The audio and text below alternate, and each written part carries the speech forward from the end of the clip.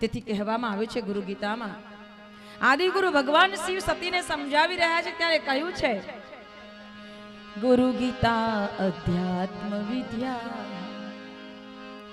હર સાધક કી પ્રાણધારા. દરેક સાધકોની આ પ્રાણધારા છે. ગુરુ એ પ્રાણ ચેતનાનો પ્રવાહ છે. આપણી અંદર એ પ્રાણધારાને વહેતી રાખવા માટેનું કામ સદગુરુ કરે છે.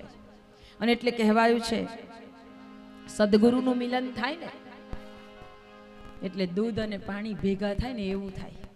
હે, દૂધમાં પાણી ભળી જાય છે, એની અંદર એકમેક થઈ જાય છે, એટલે પાણીનો ભાવ વધી જાય છે. આપણે બધા પાણી જેવા છે, પણ સદગુરુની સાથે ભળી જઈએ ને એટલે આપણો પણ ભાવ ઊંચકાઈ જાય છે.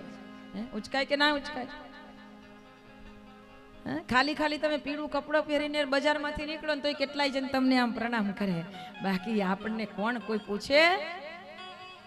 5000 ની સાડી પહેરીને નીકળો ને તો કોઈ નહીં પૂછે. દૂર ઉભા ઉભા જોઈને એમ કહેશે, અને કઈ તેવડ છે એટલી મોંઘી સાડી લાવવાની, સેકન્ડમાં લઈ આવી હશે. ઉભા ઉભા આવી વાત કરશે, પણ 100-200 રૂપિયાની સાડી પીળી પહેરીને જાવ તો 2 હાથ જોડીને પ્રણામ કરશે. એનો પ્રભાવ છે.